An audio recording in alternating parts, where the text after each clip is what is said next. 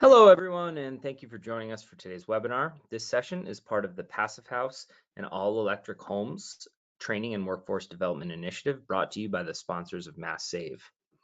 MassSave is a collaborative of Massachusetts electric and natural gas utilities and energy efficiency service providers, also known as the sponsors, helping residents, businesses, and communities of the Commonwealth save energy and money by improving the energy efficiency of our buildings. As part of this training initiative, the sponsors offer a 50% cost reimbursement for individuals pursuing professional accreditations for either Passive House or Energy Star. Once you have successfully completed your certification course, you can fill out the reimbursement application found on our website and submit it to us for incentive processing. The sponsors of MassSave also offer robust incentives to homeowners, builders, and developers who incorporate energy efficiency upgrades into their design and build high-performance all-electric homes. To qualify, single-family homes or buildings with 1 to 4 units must have heat pumps for space conditioning and electric appliances for water heating, cooking, and clothes drying. Homes can qualify for incentives through one of 3 eligible performance tiers, which include a base tier for homes that exceed the building code, as well as tiers for Energy Star, Next Gen, and Passive House certification. Incentives start at $7,500 a home and also feature innovative market transformation adders, which are designed to encourage participants to pursue additional national certifications for their homes and to incorporate emerging equipment technology to drive higher building performance and enhance occupant comfort. For multifamily buildings, the performance tiers and incentive structure is similar to that of single family, with the biggest difference being that multifamily buildings are allowed to have fossil fuel domestic hot water heating equipment while remaining eligible for incentives. Please note that the program defines low-rise buildings as having 3 stories or less, while high-rise buildings have 4 stories or more, or any multifamily building with centrally metered utilities for tenants. There are some slight differences in the per unit incentives for low-rise versus high-rise buildings, as you'll see in the chart on the screen. And lastly, there are some additional market transformation adders for multifamily buildings, including more options for heat pump water heating equipment, as well as incentives for whole building air infiltration testing. If you have any questions about these incentives, please do not hesitate to reach out to us at the email addresses shown on the slide. And with that, I will turn it over to today's speaker. All right, Steve, I'm going to stop sharing my screen. You can go ahead and share yours. Folks, Steve DeMetrick should be on your screen right now. Steve is a certified passive house builder, built the first passive house in Rhode Island, came up to Massachusetts a lot and used to be a board member for Passive House Massachusetts. Now he's one of the founders for Passive House Rhode Island, a group starting up down there. But he's involved in a wide variety of different types of residential projects. Today, he's going to talk about an all-electric passive house case study. So Steve, go ahead and take it away. Yeah. All right. Thanks, Aaron. Good afternoon, everybody. My first Zoom presentation, so it's a little awkward talking to a screen, knowing there's a bunch of people out there, but I'll try to make the best of it. Yeah, Aaron basically summarized what we do. I'm a small residential contractor. I've been focused completely on net zero and passive house aligned buildings since I built the first one in Rhode Island in like 2015 or so. And that was 4 years after I did the certified passive house builder training. And once I built the first one, I realized how simple it actually could be, and haven't looked back. And so now we are mostly doing single family residential new construction. We do a little bit of remodeling, but our focus really is on building smaller passive house aligned or passive house certified residential buildings. And we also are focused on building smaller homes as well. Like we're really trying to provide opportunities for people that are looking for a first home or smaller retirement home versus the larger custom homes, which seem to be a lot of what the projects that you see presented on are just larger homes that have a lot of features and details that make it difficult for people to extrapolate information and details that would be relevant to the type of buildings that most people need. So this presentation is really focusing on a house that we built in Charlestown, Rhode Island the other year, and we're building a similar one next door and have 2 more coming up. So there's a couple of pictures of this house. So this is a single family. This is the house I'm going to be talking about today, and kind of walk through our process and the details. So this is a single family home. It's 3 bedrooms, 2.5 baths, kitchen, living room space. It's about 1,700 square feet inside, more or less. Just a couple of pictures of the outside. And a couple of things we're focusing on as a company besides net zero building is also we're focusing a lot on sustainability and specifically material choices in the buildings that we're creating. So if you can see on this house, like the exterior is 100% wood siding. And so when we add that to the wood framing, the cellulose insulation, and not this house, but the next house that we're building right now, we removed the foam under the slab and used gravel. So when you start doing some carbon calculations, we're actually having an impact there as well. A couple interior shots, the kitchen, second floor. You can see we have a little mini split up in the corner. So before I get into the presentation, I just want to talk a little bit about the energy benefits of what we're doing and differentiate what we're doing versus a code-built house. And this is specific to Rhode Island. I know the building code in Rhode Island is not as advanced as it is in Massachusetts. But I've been working closely with someone from Clear Result, which manages the utility programs in Rhode Island. And he's been taking our homes and then modeling them. He's modeling them as part of the program, but then he's also taking the time to model them as if a code builder, spec house builder was building the same house. And you can see the radical difference in what a code built house in Rhode Island would look like versus our homes. We've got R10 under the slab, we go up to R20, which is continuous, versus under code, it's only the first couple feet. We go from R21 in the walls, no thermal bridging considered, to dense packed cellulose. R38 in the ceiling goes to R90, 5 air changes per hour. That's reality in Rhode Island. A lot of people are failing. And we're at 0.3 air changes in this house. Go from 0.35 U value windows to 0.12. Gas furnace to a heat pump.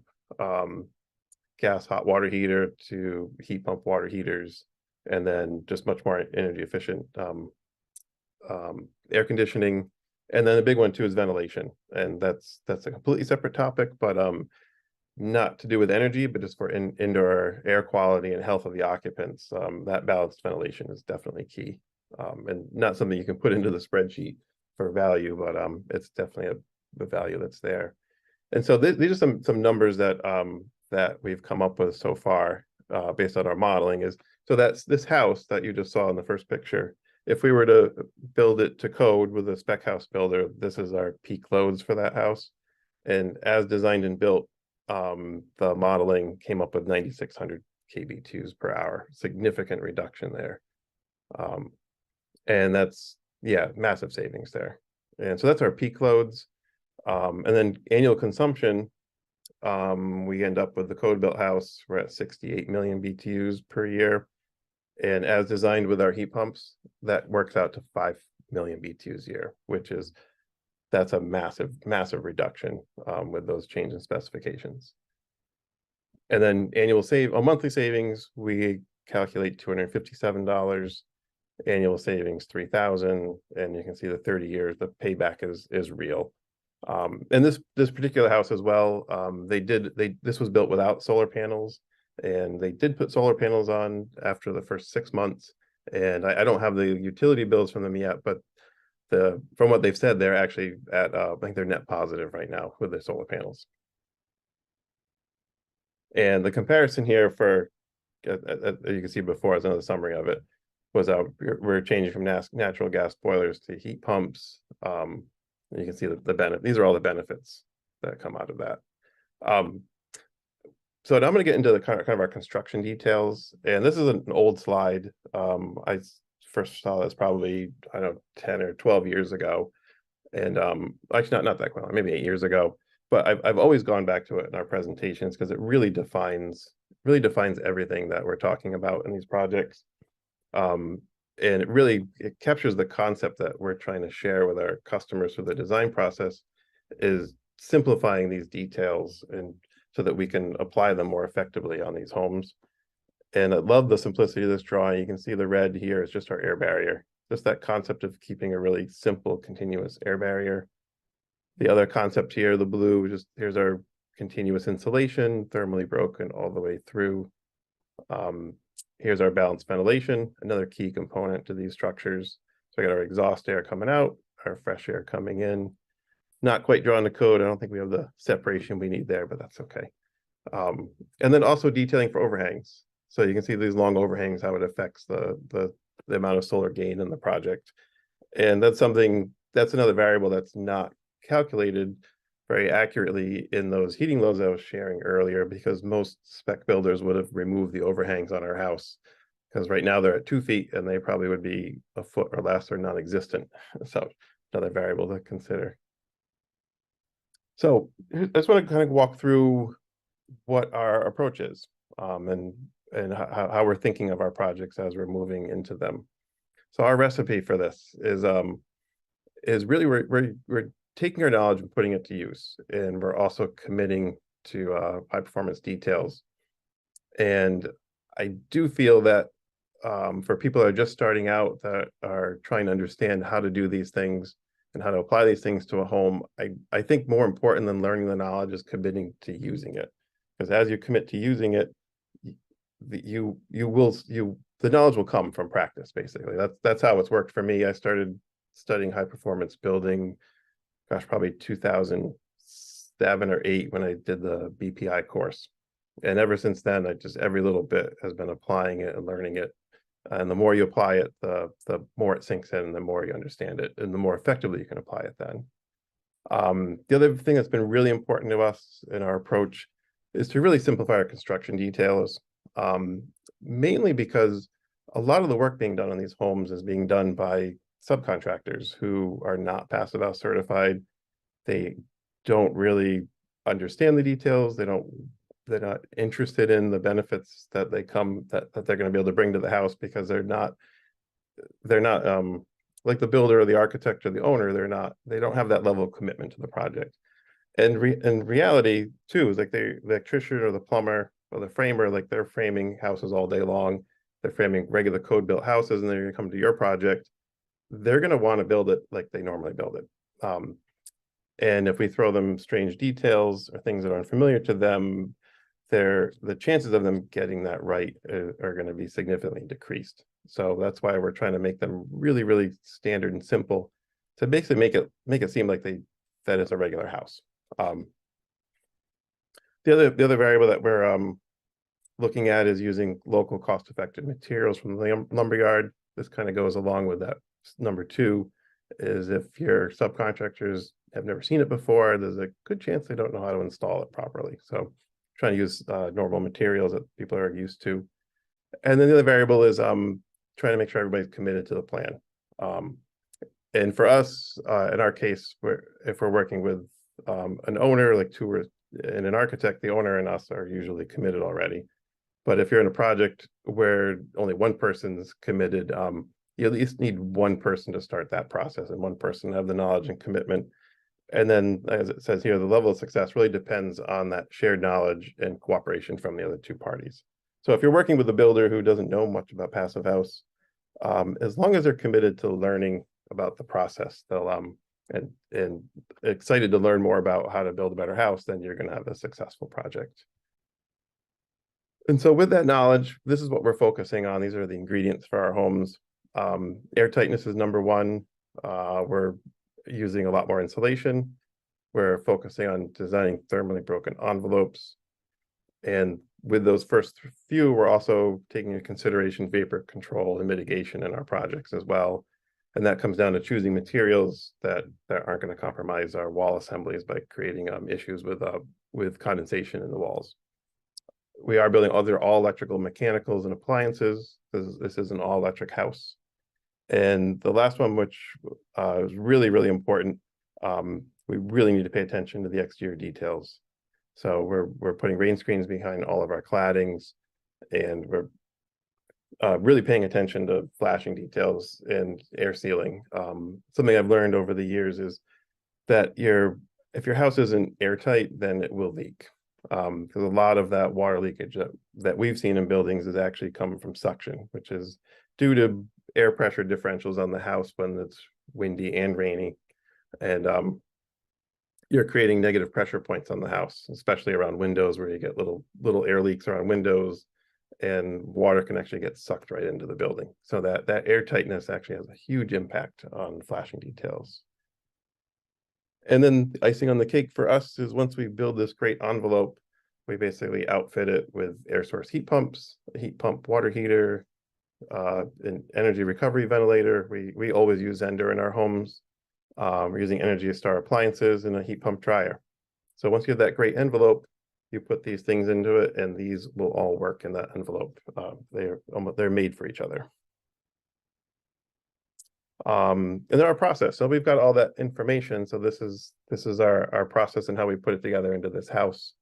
90% of that work is our first process, which is design. And that's something I learned from working on our first passive house. That's always stuck with me is the traditional passive house process is that you're designing this whole project and then you're going through a pre-certification process. And in that first certified passive house I built, I realized before we started building that like 95% of everything we needed to do to certify the house was actually done on paper and in design. And the only variable that was left up to us was to follow the plans. And the only one that we were in control of that we could really mess up was the air barrier. Outside of that, all the energy modeling was done. The insulation was specified, the vapor profile of the walls was specified. So we didn't have to think about too much besides just doing a good job following the plans. And so I really took that lesson to heart, and that's really why we've worked really hard as a company over the years to put more and more information and details into our plans just for that reason. And that's actually helped us to create more successful projects and also kept our costs down. Because the more detail, more information you have, the less chances there are for waste and changes in the field, which adds time and materials and money. The second part is just the build process, which, as it says, it should be easy, but yeah, there's too many humans involved, so we do have to pay attention there. So I've got some stuff for that to talk about that. So in our design process, we're really focusing on trying to create simple shapes and following the dimensions of the existing building products. So like, for example, this house right here, we're 20 feet wide right here going across, makes for really efficient use of sheet goods. We're selecting materials that are familiar to the trades and less difficult to install. HVAC, we're designing HVAC into the space. I'll show a slide about that. And we're also, which I think is really important, is we're engineering the HVAC. And again, this comes back to what I learned from passive houses. If we do a good envelope in the design process, we do our modeling, then we can make sure that the HVAC is right sized for the building. And especially so as we're actually moving from heat pumps, mini split heat pumps to ducted air source heat pumps, which now means we have ductwork. And ductwork is really critical that we have the ductwork designed properly, just to make sure that the correct amount of air is going into spaces, to make sure we have the correct airflow so it's not a noisy system. And then also, which seems to happen way too often, is that the ductwork is not designed into the space. So you design a house and then the HVAC contractor shows up and someone's expecting them to just figure out how to get from A to B with their ductwork. And we're not allowing that to happen on our projects. So as we're moving more towards ductwork, it's a critical part of our phase is making sure we have the ductwork planned into the drawings. Another big variable about planning ahead is providing critical detail drawings. So we're not leaving crucial decisions to be made in the field. You'll see a couple of drawings you'll see later. I'll show you some of the level of details that we're doing. And it's mostly in the areas where things that people aren't used to seeing, and sequencing things as well to make sure people understand if there's a tape detail, it has to be shown in the drawing so people can realize, oh, I got to get that piece of tape in there before we do that next level of framing. The other part of the design process for us is we're trying to do the problem solving in design. It's a lot easier on pen and paper than taking walls down and moving things around. Other couple of things we're thinking about too is like bathroom layouts, and plumbing layouts in general. We're trying to minimize our pipe runs, and like avoid using circulator pumps for our hot water. And then also choosing air barrier systems and shapes that don't rely on spray foam or a lot of additional work in order to achieve an air barrier. You can see like in this design right here, I mean, it's basically a simple box. So the air barrier, which we'll walk through that in a little bit, is just a simple square. So not a difficult shape to cover for an air barrier. Yeah, just an example of designing some of those design features in practice that you can see right here. Our building, this is the second floor of our Biscuit City Roadhouse. We're at 36 feet by, yes, 36 by 20. So really efficient use of sheet materials and all of our dimensional lumber. And specifically put this in, like, so we designed in a mechanical room. So like for example, I'm working with a consulting on a multifamily in Providence, and the architect doesn't even have a space for mechanicals drawn anywhere in the plan set. So they're going back to the drawing board, and I'm not sure if they're going to lose a unit or something to figure out where to put mechanicals. But in this small house here, we've actually created a little closet behind the closet. So you're in the bedroom, you open up your sliding doors, you've got a little coat closet, and then there's just a little door that swings in the back. We've got our heat pump water heater, and our Zender ERV is located back here. And this is a small room for the heat pump water heater. So what we did is we put a couple of grills to connect this room into the bathroom. Bathroom creates a lot of humidity from the shower being in there, and the heat pump water heater naturally dehumidifies. So those grills will actually open up the water heater to work more efficiently in this larger volume of air. And a little section on details, just to give you a sense of what we're looking at for what we're trying to achieve with our plan sets. So this right here is like the upper soffit. You can see we've got all of our trim laid out. And another interesting thing about, I mentioned about using dimensional materials. On this particular house, we designed the exterior trim. You can see we've got these soffit boards here, and we got our fascia and a little drip edge piece. We designed all of that around the size of the material. So these are all pieces of 1x8 pine in the soffit. This entire house the trim was installed, with the exception of the windowsills, all the trim was installed without running it over a table saw. So it just came right off the pile and went right onto the house, just got cut to length. That was a big labor savings. And also we weren't buying a piece of wood, cutting off a section of it and throwing it away. You can see here, we've got our double stud wall. We're actually calling out our fire blocking. We've got our air barrier detail right here, where you can see there's a little bead of sealant right here to connect our sheathing on the wall to our OSB on the ceiling, with our seams taped. You can see our insulation. So basically we have all the parts in there.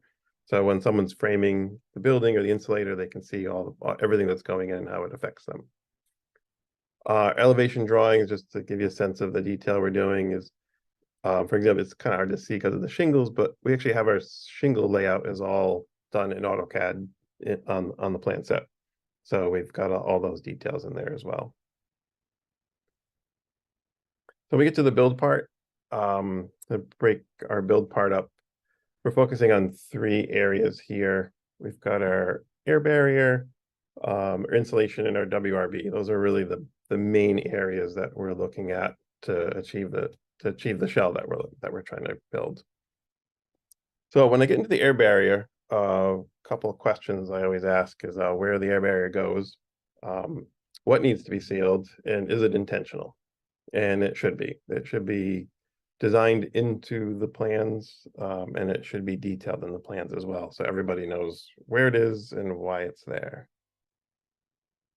So in our plans, we start all the way down at the foundation. You can see we've got this is our vapor barrier under our slab, and it comes up, and we're on top of the foundation wall. We're covering this with a piece of gray Vicor that's going to serve as our capillary break, and also creates a membrane to connect the interior air barrier which is the vapor barrier, to the exterior air barrier, which is going to be our sheathing. So that's all clearly detailed right here. We've got our tape from a Vicor to the vapor barrier, and then we were using a Sega Fentrum tape on the outside to connect our sheathing to the Grace Vicor here, and also to our foundation wall.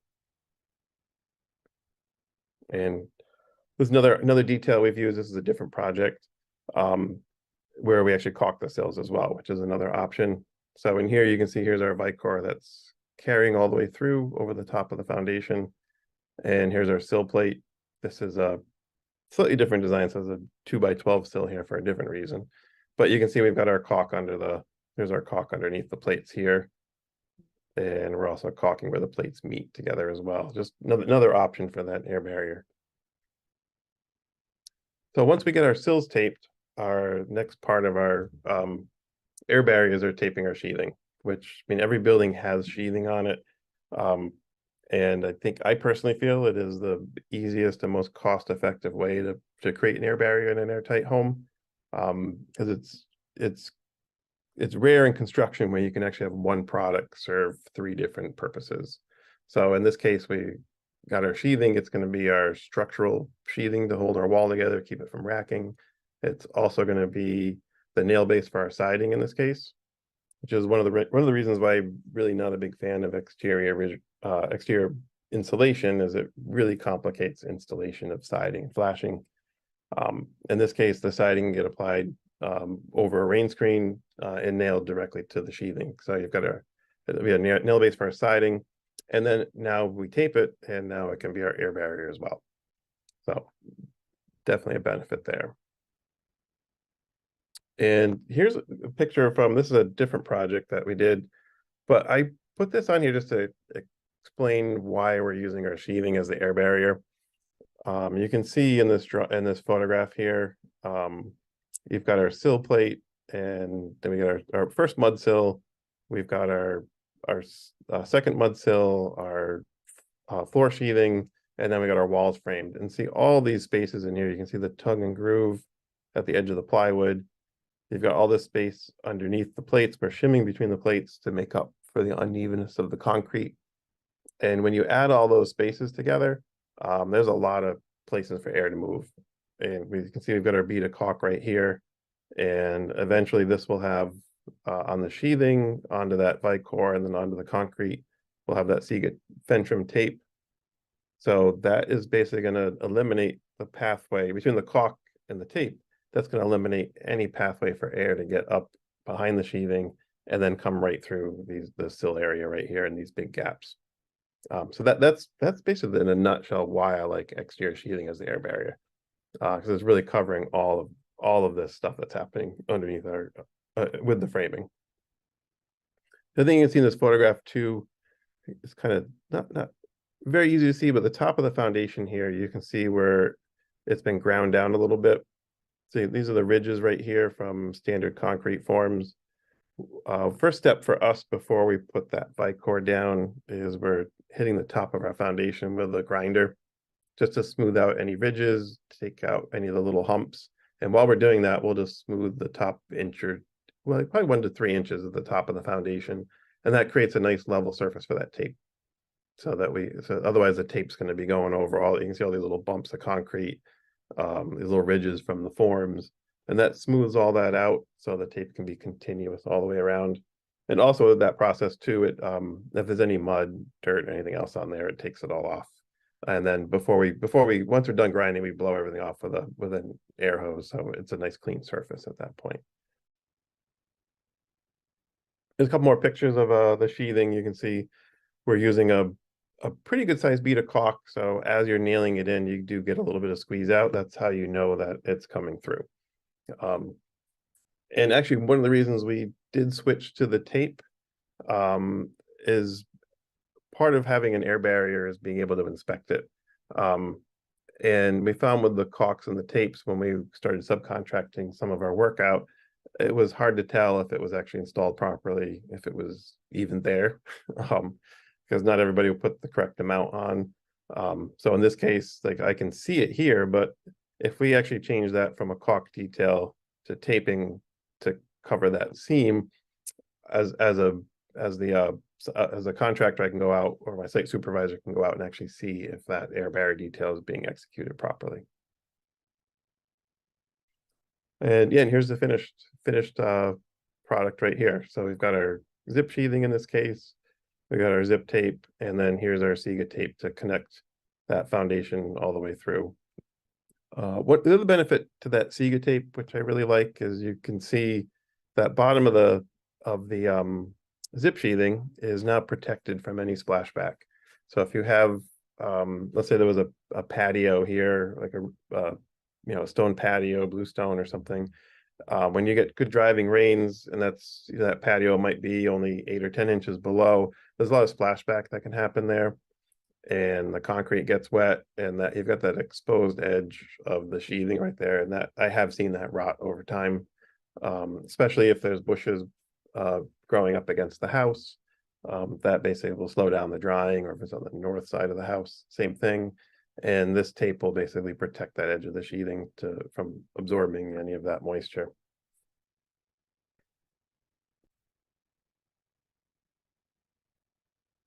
Now, this next detail is connecting that wall air barrier, which is our sheathing right here.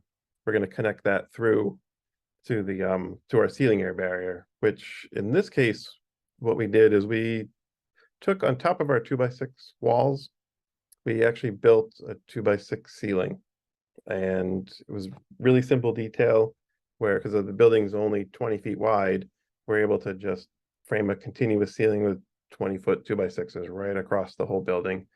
That gave us a nice chase in here for running utilities, like we could run our Zender tubes through there.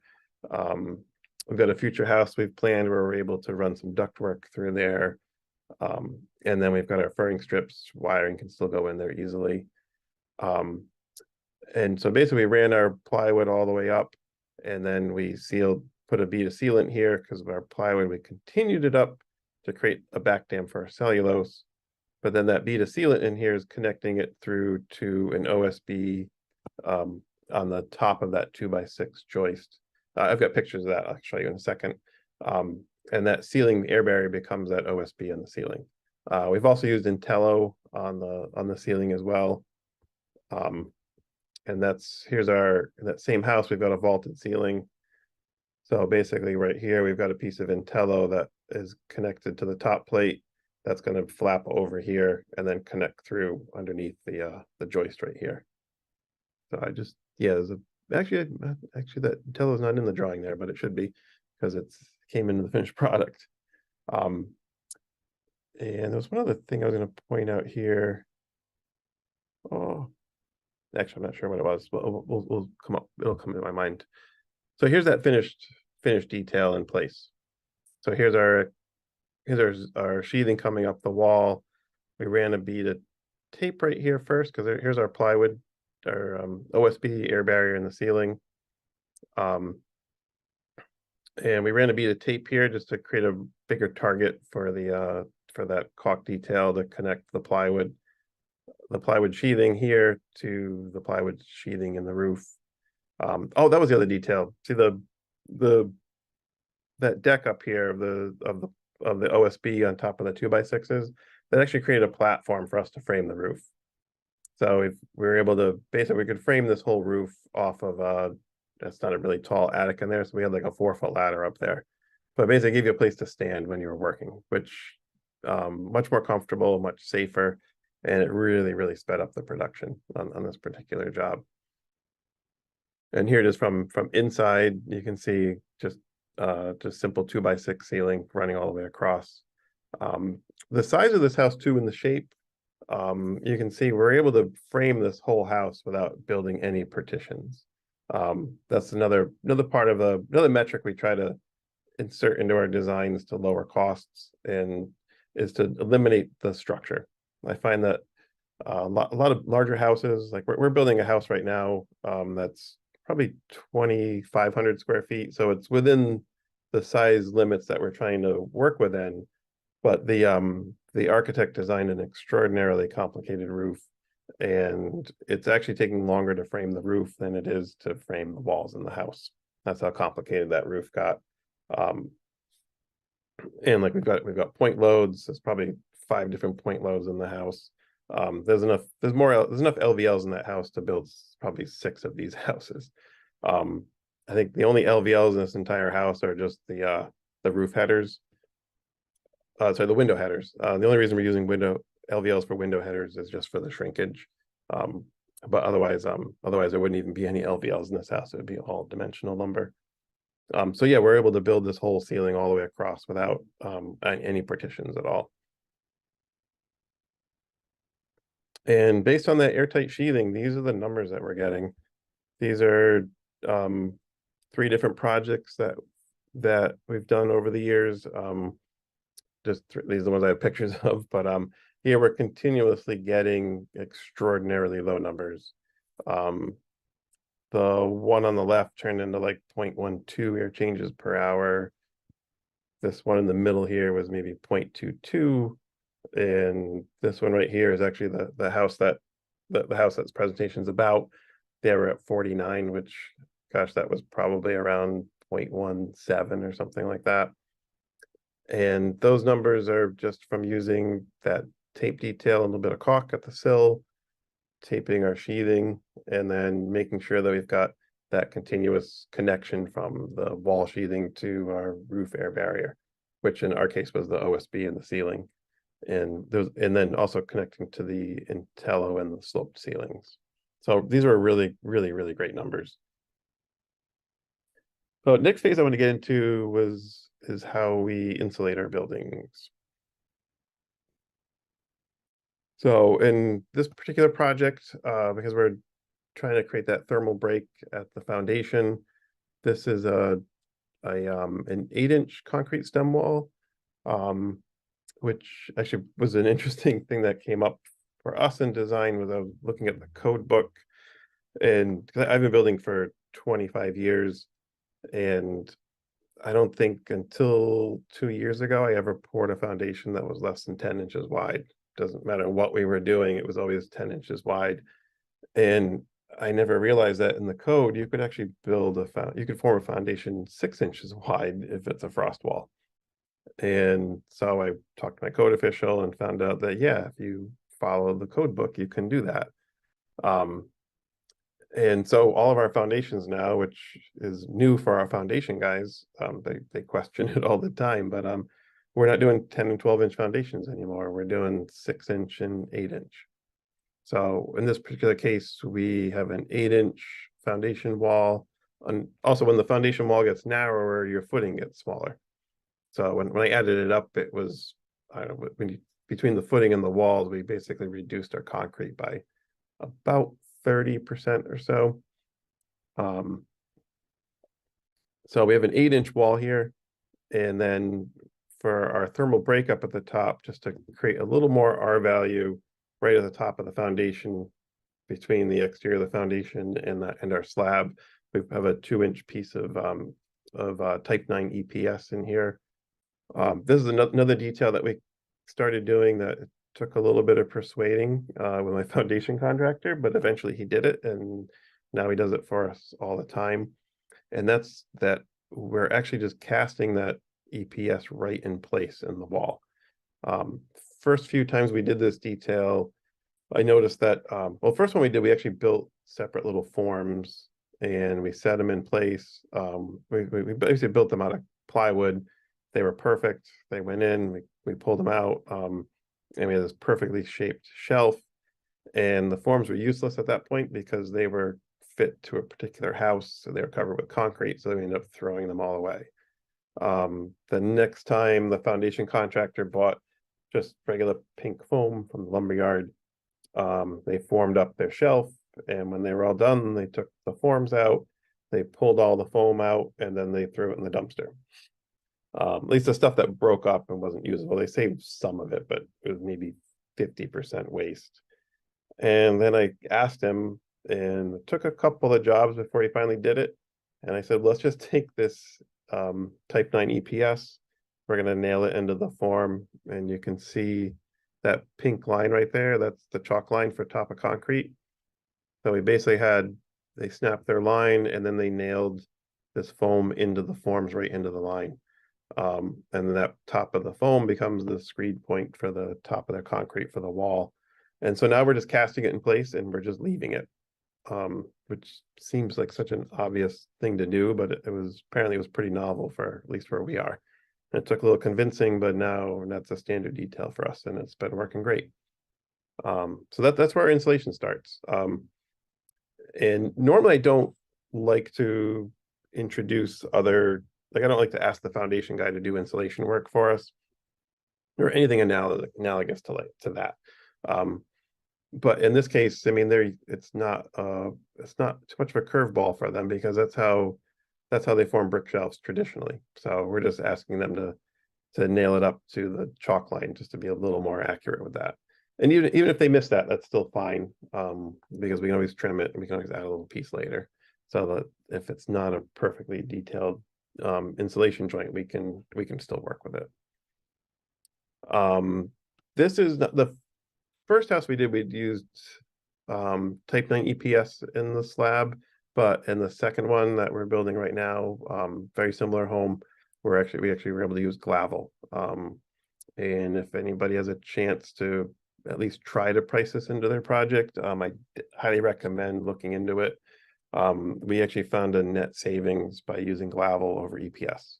I don't think that savings is as much anymore, but at the time we did this foundation, I think a 4x8 by 4-inch thick piece of EPS was around $96. So when we added up the square footage of that and compared it to the Glavel, and then we also accounted for the fact that we were going to be putting in 12 inches of crushed stone, and then we're paying carpenter rates to put in the insulation because it needed to go in really, really nicely. By the time we added up all those parts, we realized that, hey, the excavator can put this in. And by putting that in, we don't need to put in 12 inches of crushed stone. So we saved on a large quantity of crushed stone and basically replaced the stone with the Glavel. So the Glavel becomes our capillary break and becomes our insulation at the same time.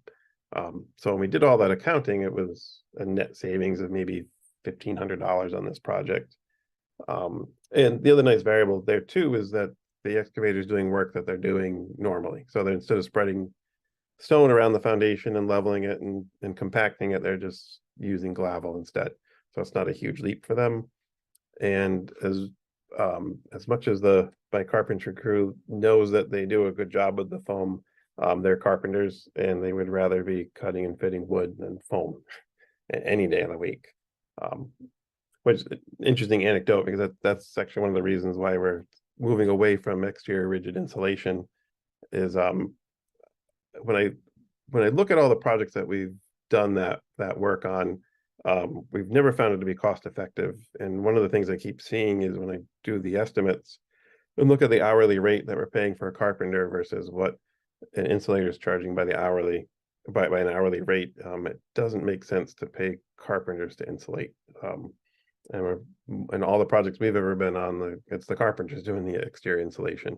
And so they don't particularly enjoy doing it. And as a builder who's paying them, I'm paying a lot more money to provide an R value that I could achieve much more cost effectively by designing a system for the insulator to do the work that they traditionally do, which in our case would be dense packed cellulose, or if it's a regular wall, just batt insulation. So here's just the view from the inside of the house. This is a house where we use the EPS instead of the Glavel. And so you can see over here, there's our little 2-inch rip of foam. You can see the bicore coming down over the top of the foam. And then we're covering it with our vapor barrier. And all of our pipes are coming through. They're all gasketed and taped to the air barrier for basically to be airtight and also vapor tight. We see a little airway blocked out where we had a shower drain. We have to get cut in after the tile goes in. And then on this particular house, we have a concrete floor going in. As you can see over here, it's that concrete floor is actually going to be our finished floor. So they pour it, and we're using what's called a burned finish, and that's basically it's a power troweled finish where they just run the trowel for an extra probably 2 hours or so, and it creates it's not a polished concrete floor, but it's a really, really smooth floor. Polishing gets really expensive, but it's basically an extraordinarily smooth concrete finish, and then we just put a sealer over it, And it's really the most cost-effective floor that we've ever been able to come up with. And for people that don't mind concrete as their finished floor, which I'm not one of those people, perfectly acceptable finish. And if it gets hard in areas, you put rugs over it. But myself, I'd rather have a wood floor. So here's our detail up at the top. This is a different house, but same concepts. You can see our air barrier across the ceiling, but this picture is just to show that's our OSB that we're bringing up to in this case it's a truss, so it's basically going across the back of the truss to hold the insulation up.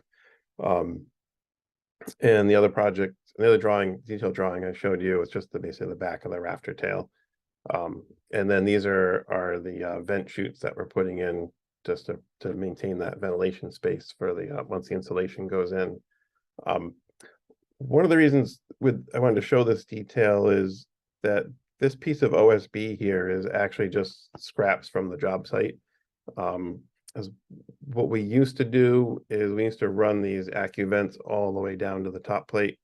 I didn't put a picture of that in here, but that thin plastic was never strong enough to hold up that 2 feet of cellulose and that tall of a piece, that tall of a amount of cellulose. So the installers would put in the vents and then they would actually hit them with closed cell spray foam, like just 2 inches or so, just to maintain the rigidity there. And we've been trying to eliminate the spray foam products from our projects. And by switching that detail over from the vent going all the way to the top plate and then spray foaming it, we're just tacking on the strip of plywood. So basically, after we cut out all of our windows from the first and second floor, we'll take all of those scraps and just rip them to whatever height that needs to be.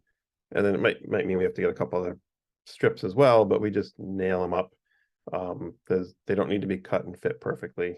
So all we're doing is holding up that cellulose there. So it's good, efficient use of materials.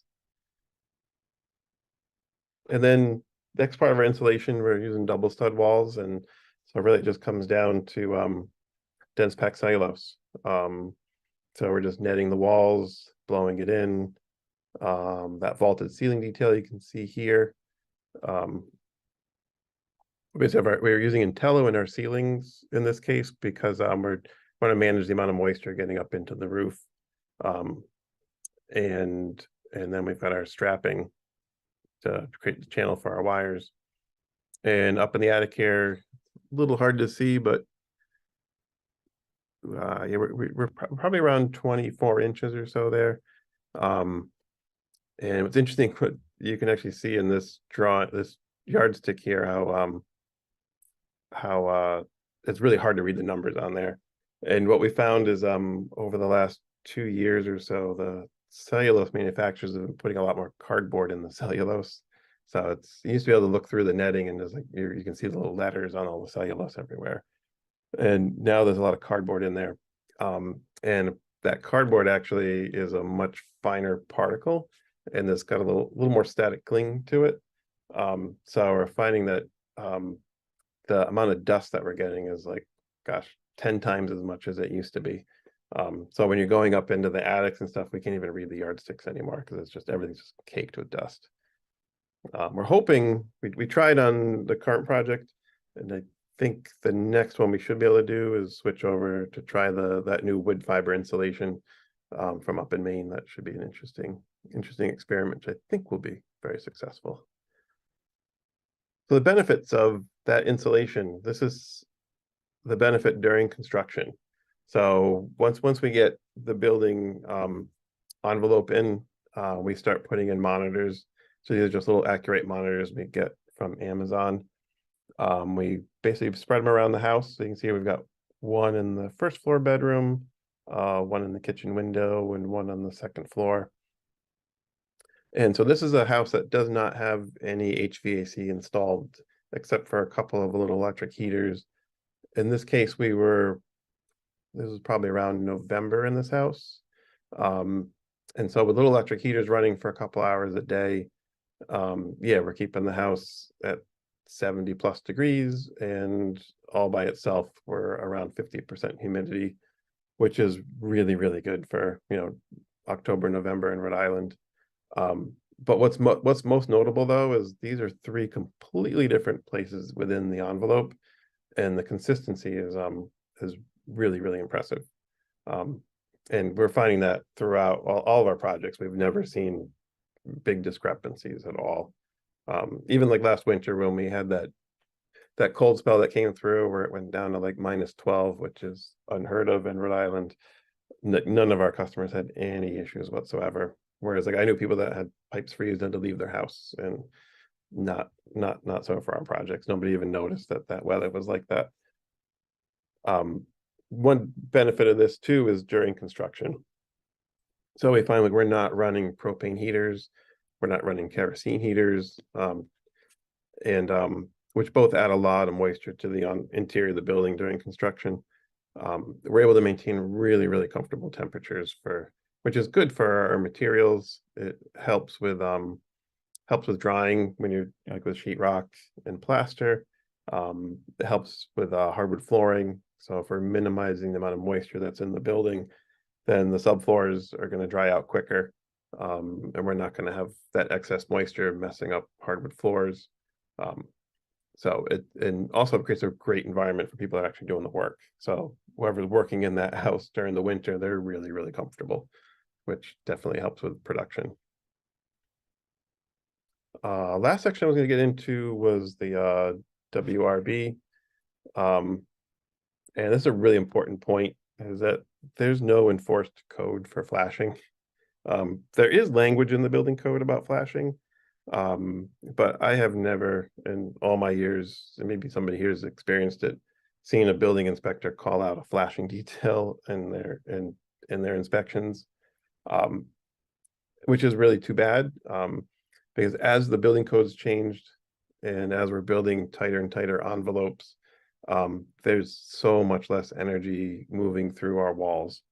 And that's what used to keep all of our buildings dry before. So you go in older homes and you take them apart and you can see water damage, but there's minimal rot. And that's because there was a lot of heat going through the walls. The warm air gets heated up in the winter, blows right through the wall and dries everything out. And once even in a code built house, you cover it with Typar, you've got your OSB sheathing, fiberglass bats, sheetrock, 3 layers of paint, and there's energy going through that wall, but not enough to dry it out. So you see a lot more rot in newer homes. Come to a high performance home with double stud walls, there's so little energy moving through that wall that if you do have a major leak of some kind due to a flashing failure, it's gonna be really bad, really fast. Like within a couple of years, you'll have mush back there. I think there was a story of an architect in Maine I know who did a mudroom addition, and the builder forgot to kick out flashing where that roof hit the wall. And he had 2 layers of polyiso and zip sheathing. He had 2 layers of polyiso on the building, zip sheathing, 2x6 wall with dense packed cellulose, and then sheetrock. And he didn't know there was a leak until the baseboard fell off the wall because the 15 gauge finish nail rusted out. That's when he knew he had a problem. So by the time they got in there, it was gone. Like there was nothing left. And that's what happens when you have a high performance wall and a major leak. That's the potential. So I'm not going to get into window details. That could be a whole nother session on its own. But you can see here's our zip sheathing, taped. And so we're prepping our window opening. That's our first step in our WRB, because we're starting we're continuing our air barrier from the sheathing into the window bucks. But then this blue tape becomes the connection point for our WRB where it meets the window. So we've got our window buck taped. This is our window trim units going in. And then you can see our cap flashings here. Those are our first line of defense for water. And then this tape right here, it's on the top, but it also runs down the side. And that's connecting this WRB, which in this case, this is the Proclima product called Fronta Quattro. It's basically the same as their as the Proclima Mento, but it's a little bit thicker, and it's all black, and it has UV inhibitors because it's designed to go behind an open rain screen. So in this part of the house, we have open, there's an open joint cladding there. So the sunlight's going to be coming through and water's going to be coming through. So that's why we're using that product here. But this tape here actually runs down the side as well, and that's connecting the Fronta Quattro to the window tape. So that's completely sealed. And we're using that black tape there because it's an open joint. You don't want to be able to see through that and then look at the blue tape. And so here's our siding going up. This is another project. So here we've got our Mento. In this case, we're using clapboards, and combined with, this is a shiplap pine. So we're basically running vertical furring strips to create our rain screen. And I get this question a lot. So we've got our the vertical furring strips are for the horizontal siding. The horizontal strips here are for the vertical siding. One of the things that we're trying to do is create airflow in here, and a lot of people worry about impeding airflow in between these spaces. So if I run horizontally, the air is not going to be able to flow through. It's a little hard to see, but what we're running continuous strips, but where the vertical strip meets the horizontal strip, we're leaving a good 3/4 to 1 inch airspace there. So air can move up and through, and if water does get back there, if there's enough, it'll flow to the sides and eventually get down to the bottom. And if it's back there, because you've got those spaces, the air can still flow through. So this space here is basically ready for siding. Here's a good example of that. So here's our vertical furring strip, and then you can see how it's spaced off of the window trim there. So now when the clapboard goes through, that little space right there between the clapboard and the window trim, if there's a leak, that's where the water is going to get through. So when it goes through that little space, then you've got this nice big open space in here. Versus like if that furring strip was nailed up tight to the window buck, then any water that gets into that space between the clapboard and the window jamb is just going to hit this solid surface and basically just kind of, it'll just saturate that, versus coming through to an open airspace where it can just drip right down. And that channel runs continuous all the way down to the bottom. So next part of that WRB, which is really critical, is detailing our penetrations. So this is basically the last section I want to go through with the presentation, is talking about the detailing these penetrations in our homes. I find that the air barrier and the flashing is really easy in the basic places. Like the air barrier in a house, when you're connecting from the sill and up, not that hard. Taping the sheathing, again, not that hard. And when you come over the top, if it's a simple detail, most anybody could, with a little bit of effort, have a really, really airtight box.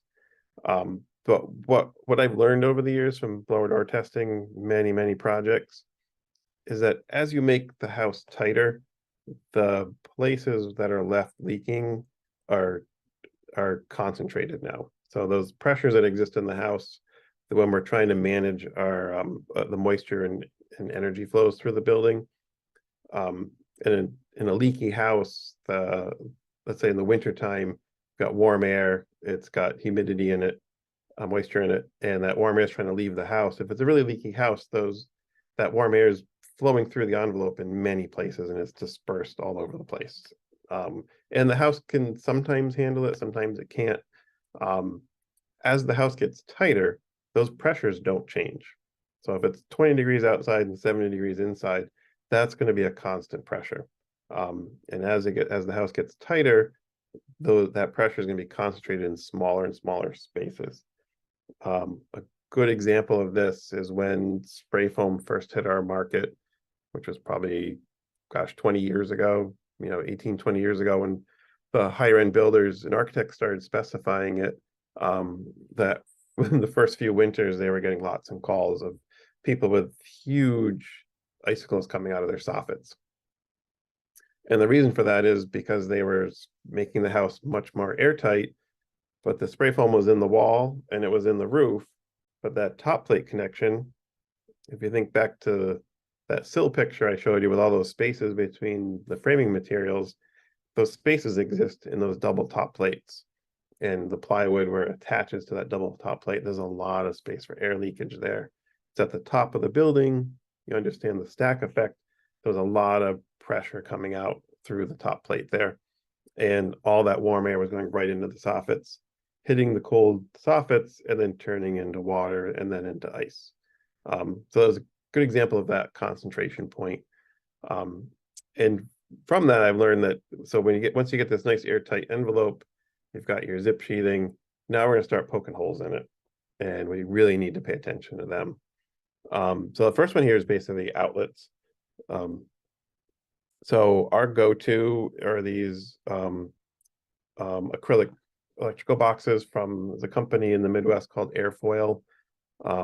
They used to sell them at EFI out of Massachusetts. I'm not sure if they are selling them anymore, but I really, really like these boxes. They are, basically, they won't rust out. I mean, traditionally in our area, builders use those little galvanized metal boxes. And gosh, I don't know how many of them, like 10 or 12 years later, you're modeling a house, or 20 years later, and the thing's just completely rotted out from water getting in there. So first of all, they're not going to rust and rot out on us. Second of all, they've got this nice big flange all the way around the outside. So we're able to basically just cut whatever size hole we want, screw it in, and then we're just taping it to the sheathing. And now you've got an airtight box. These are designed, I don't have a picture of the box separately, but this little piece of tape here, there's a rectangular space right here that you're supposed to fill with spray foam if you're using them on the interior of a building. So in this case, we're just taping it just to seal that off. That spray foam is basically to help seal that hole where the wire goes through the back of the box. But in this case, we're using this for the exterior flange and taping it to our sheathing. So now we have a completely airtight electrical box.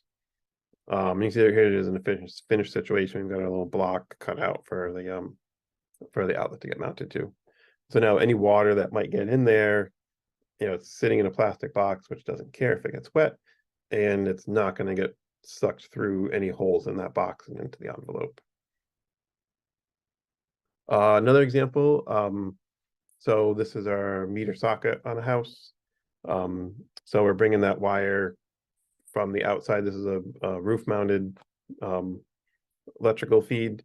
So it comes down the side, comes into our box, and then now we get it from the box through the wall into the house. So in this case, we're using a piece of PVC with that's got the male end on it, and it's basically a little sleeve.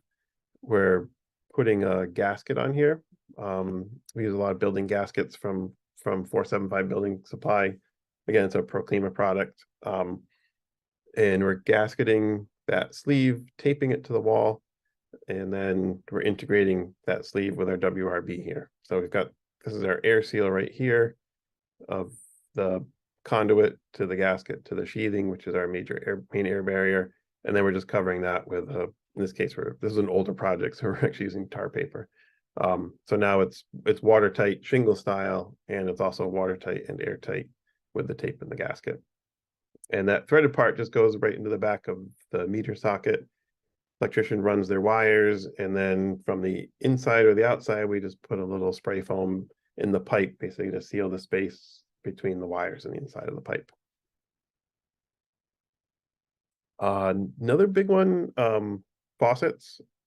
So this goes back to the design part of things.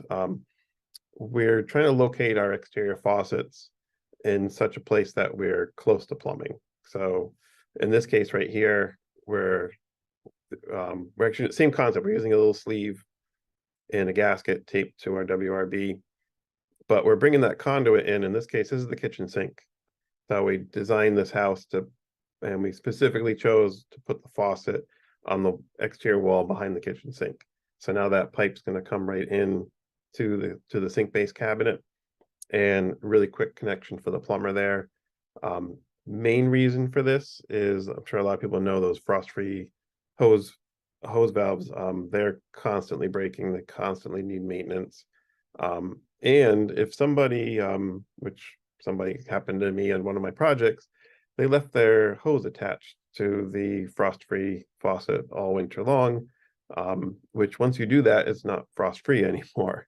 So that thing froze, and then it basically burst the casing.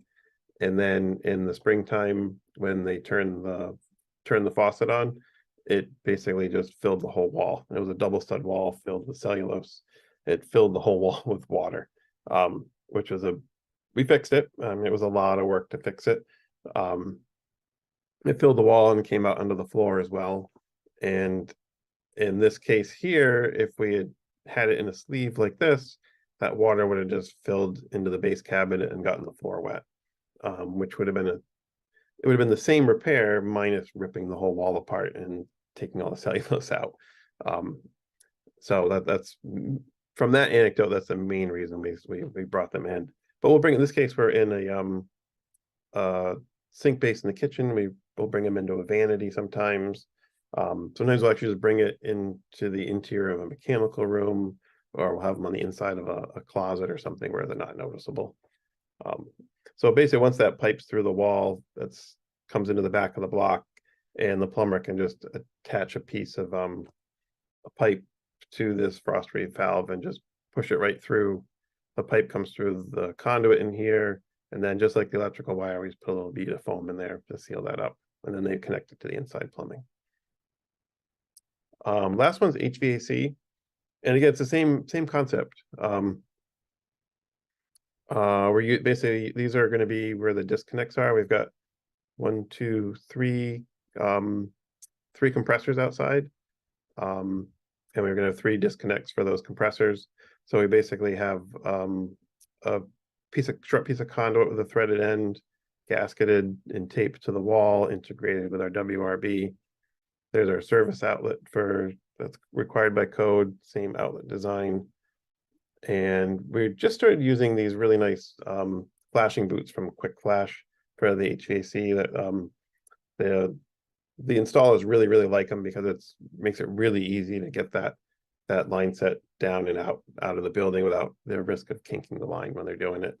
And then once the siding goes up, these just poke through just enough so that they can take out the little knockout in the back of the box and put it right over that, thread it on there, run their wire through, and then just a little bead of caulk in there, or a little bead of spray foam, and that seals up that penetration. All right, I got through that a little faster than I thought, but yeah, hopefully there's some questions. Thank you, Steve. That was a great presentation. You shared a lot of details, a lot of really good information, so I really appreciate it. We have some questions in the chat room, and folks, oh, good. Yeah, so I'll go through a few of them, but folks, feel free to add some more questions, and we'll get through this. You can also use the raise hand feature if you want to ask a question directly.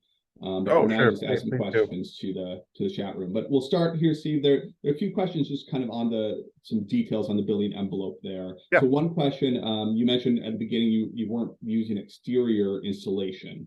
So how are you hitting those R values that you mentioned? How are you kind of achieving the thermal barrier past the house without using exterior insulation? Oh, yeah, we're using a double stud wall.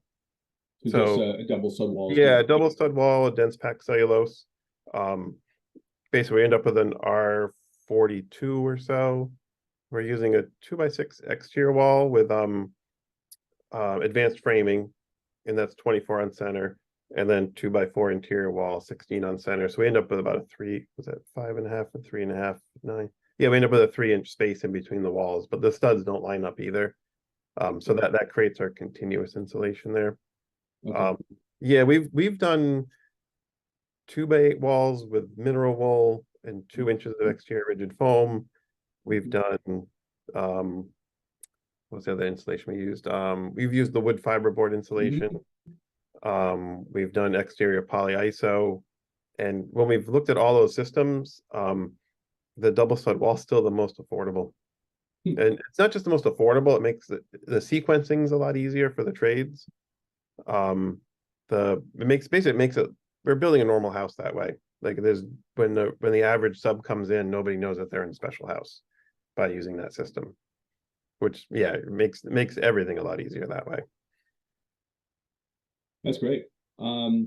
You mentioned liking to use the sheathing as the air barrier, and you showed a lot of zip system photos. Zip system, of course, incorporates an air barrier into the product. There's a question of why do you choose that over just using, tape plywood sheathing?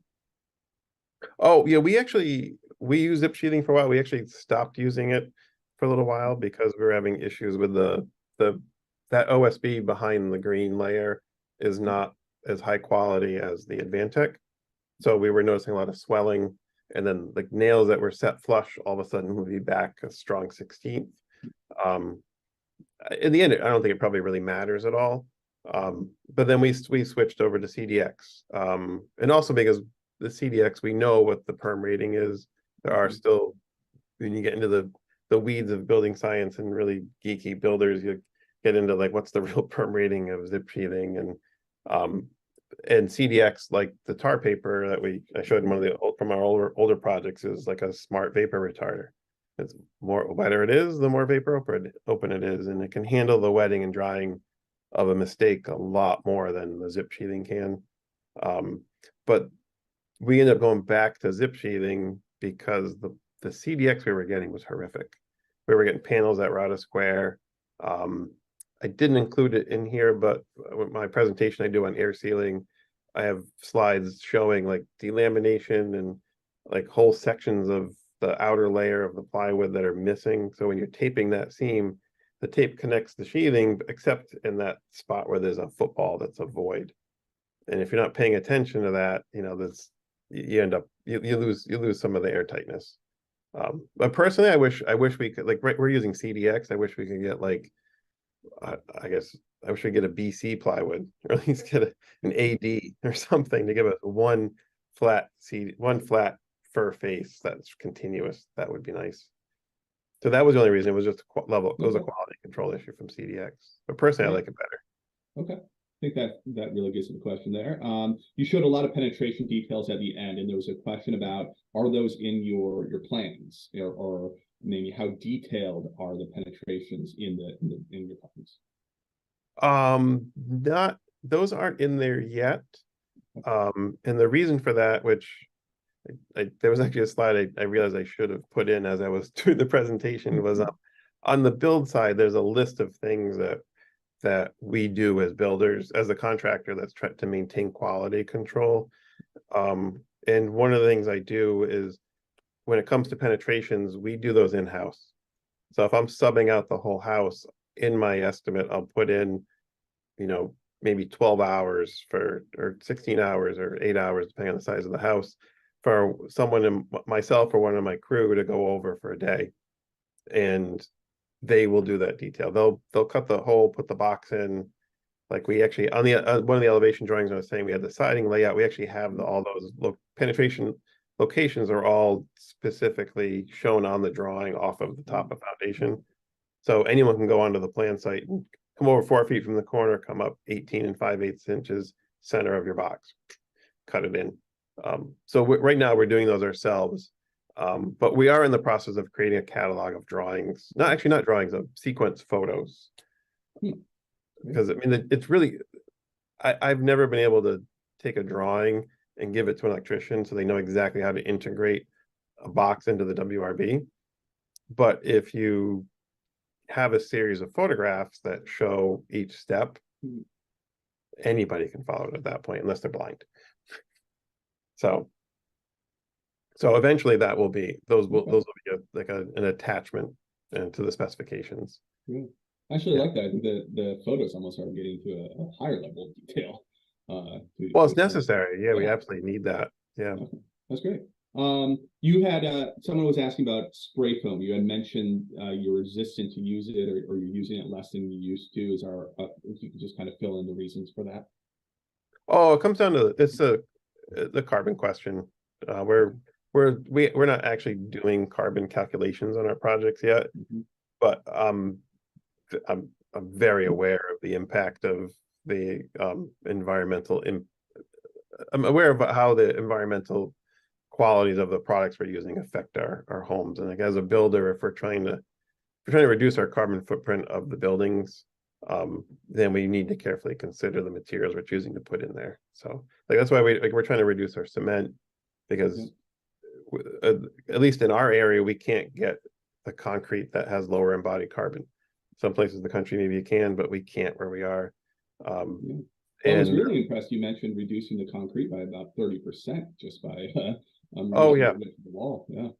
yep, yeah. Like we have a project coming up where we're using gravel, and we've got a actually we the engineer let us do it. We've got a 6-inch stem wall. It's a frost Okay. wall with it's a single story ranch house. It's 6-inch stem wall. Like why not? Um, so yeah, that's the main reason for the spray foam was Okay. yeah, and it's actually we realized too. We used to use spray foam and even in the rim joists. We would Okay. use cellulose everywhere, spray foam in the rim joist because it was easier. But what we did on the last project is we had all the trades run all the wires and everything. A lot of the subcontractors, like electricians, they'll run all their wires on the perimeters. But what we had them do is we have the space for it. Just let's run it on the inside. I don't want anything within 12 inches of the exterior wall. And then we were able to net and blow the rim joist easily because there was no wires and pipes in the way. So that allowed us to, and that also it was actually easier for the installation contractor because they don't want to mobilize a whole truck and drive 45 minutes and set up all that site protection and then spray for 15 minutes and then pack it all up and go home. So the cellulose person's there, all the materials are there. It's just, yeah, they just get to move forward with what they're doing. Right. There's some more questions in the chat that I'm going to come back to, but there is a hand raised. Hank, you can go ahead. Steve, I want to say this is a fantastic presentation. You are clearly, a master master builder in terms of your detailing and your knowledge of building science and the way you apply it to your buildings. And this presentation is going to be a fantastic addition to our library. So thank you very Oh, much. you're welcome. I also love the fact that you have given thought to the perm rating of zip sheathing. I feel like very few people have done that. And I'm thrilled that you have looked at that and gone to CDX. And I'm disappointed to hear you can't get good enough CDX to be confident Yeah, with it. yeah. That's hard to take. The um, do you have, when you avoid putting any insulation on the exterior of the sheathing, Mhm. do you have any concerns, whether it's ZIP or CDX, about moisture buildup, condensation on the back of the exterior sheathing, um, and the drying of that? I do not. Um, in our assemblies, we're specifically using cellulose, which has a hygric buffering capacity. So when you actually, I'll go back. If you go even farther back than that, if you look at the interior space where people are living, we have the ventilation system, which is continuous. Um, so in the winter time, the ventilation system alone, unless they're mopping their floors every day with water or like filling the house with plants or have a lap pool in the basement, there's really no huge moisture load on the building. Um, so that's the first thing we're looking at is where's the moisture coming from. The ventilation system can handle most of that. And if there is a case where they have a larger quantity of moisture building up, which we have monitors in the house that we check in every so often, and I leave them for the homeowners. They like seeing how that they can actually see humidity and temperature, and once they understand it, they start paying attention to it. And they're looking at the humidistat like they're looking at a thermostat now, which is pretty fascinating. So once you get past that, the cellulose I think makes a huge difference as far as its ability to store that moisture until you get to a drying time of the year.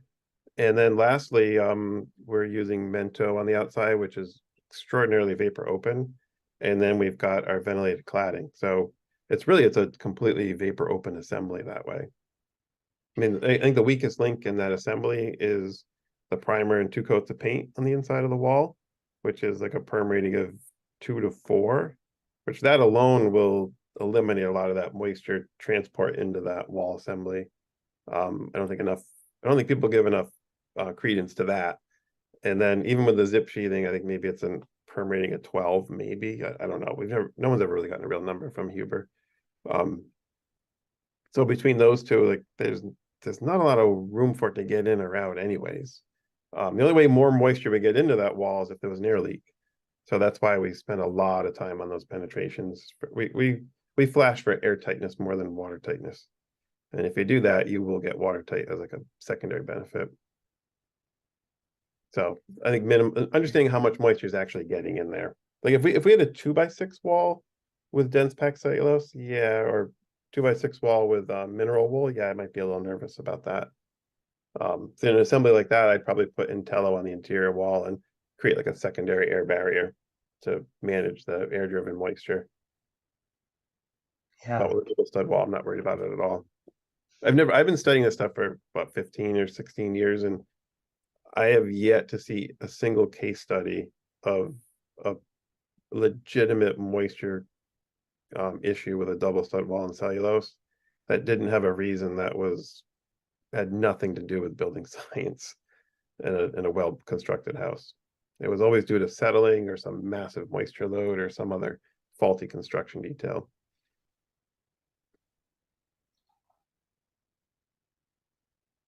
Steve, a question just came up about this. You mentioned using maybe the wood fiber from Maine from Timber HP when it becomes available. Are you thinking of replacing the cellulose with blown in wood fiber, or are you looking at wood fiber boards for continuous insulation? No, we would use the blown in version of it. Okay. Yeah, I don't like the cellulose we're getting right now. I really don't like it.